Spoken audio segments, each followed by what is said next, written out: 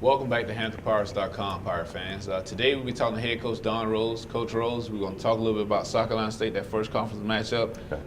It's a tough game, Coach. I saw some highlights. Christian Caber-Finley, MEAC Special Team Player of the Week, FBS Coach Special Team Player of the Week. Talk a little bit about the player of the team. Yeah. Well, starting off with Christian, I thought it's a great story. Christian is a redshirt freshman, and he took his turn and waited until his had opportunity to play, and he's earning his wings, and that was probably definitely a bright spot.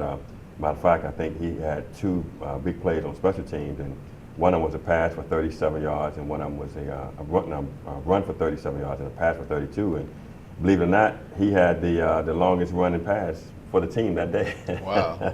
So that's not good on that part, but I was real happy for him, and congratulate him. He made the FCS special team player of the year of the week, and as well as MEAC. So we're real excited for him, and we're looking for better days to come for him. Coach, really tough game at South Carolina State. They ground the ball, and I know you were quoted as saying last week in the Daily Press, if you were South Carolina State, you run the ball against us because we have to show our way to stop. Yes. It has to be tough to see defense out there like that. I mean, it's I was looking back at some of the I guess what do you call it this old news clippings or whatever, and I saw in 2005 where we were number two in the nation, as a total team, and we were number one in this and that.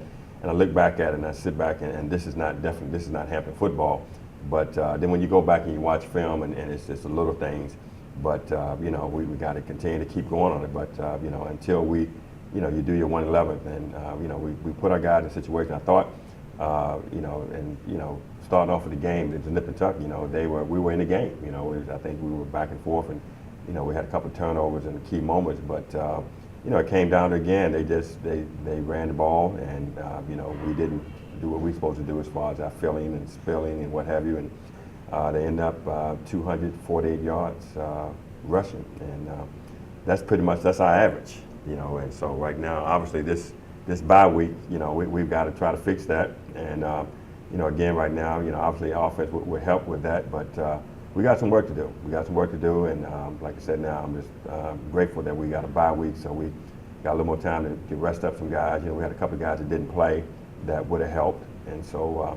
We're going to concentrate on getting better this off week.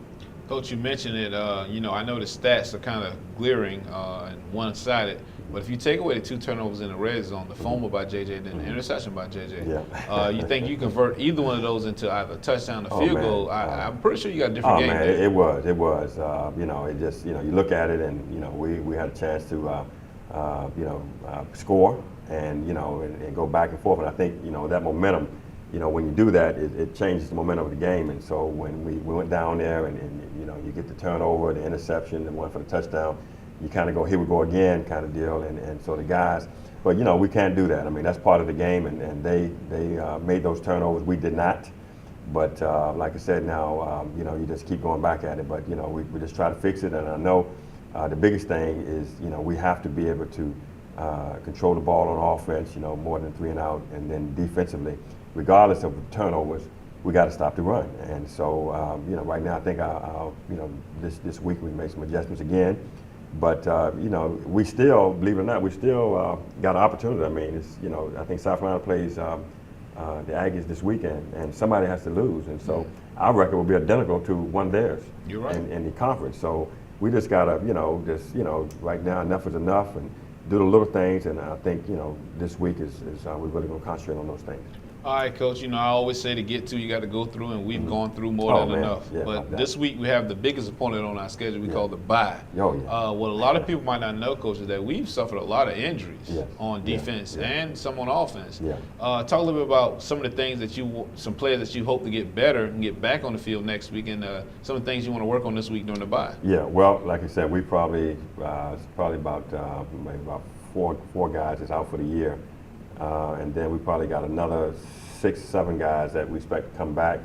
But, right now that's part of the game. That's why you recruit more than a few players. And so, we got a couple of guys coming back. I know Delbert Tyler, should be full blast. And Keith Mackey, both of those are linebackers. And Denzel Heath, all of those Denzel had a concussion previous couple of weeks, and so he didn't really play. But those guys should be back, and that'll be a big thing there. But anyway, our biggest thing now is concentrate on this week, make sure we do the little things, and so right now stopping the run is critical, and then offensively is controlling the ball, and I don't need 3 and outs, and so we've got a couple things that we're looking at now, but the biggest thing right now is making sure that we correct that, make sure we watch a lot of film. I think we get a chance now to meet more and have the guys watch film, because a lot of times you have to know your opponent, you have to really know them, and so I think we get a chance to do that more, and then like I said, much off week as far as Friday, Saturday off, and then we come back Sunday ready to go, but we should be better than we were prior to this off week. All right, there you heard it, Coach. Anything else you want to say to the fans? Yeah, well, like I said, now I know it's monotonous, but I know this is homecoming coming up, and I know we've got a bye week, but again, I know, matter of fact, I'm an alumnus since '79, and I know it's a lot of folks out there that have been supporting me and supporting us, and just keep staying with it. I know it's a broken record, but it's going to end. It has to end, and we're going to do everything in our power to do that. But again, I'm looking forward to that day, and I think when we do that, I think that will definitely be a mood swing for our team, because we got a young team, but they just need that extra oomph, and so hopefully we get a chance to do that. And I know we're good this week because we can't win or lose, but if we can keep Hampton off the schedule and we make sure that we take care of the little things, I think we'll be okay. All right, there you have it, Coach Rose. This week, Pirates will have the bye. Can't win or lose, so we're good in that area. But on next week, we will face South Carolina A&T and welcome them here to Armstrong Stadium for homecoming. A&T plays South Carolina State this week, as Coach mentioned. Someone has to win and someone has to lose, so therefore we're still in the thick of things. Pirates have 7 more games to go. All of them are conference games, so we're still in this. All right, there you have it, Pirate fans. Once again, stay tuned to HamptonPirates.com for the latest in news, notes, and updates on Hampton football, everything Hampton Pirates. Go Pirates!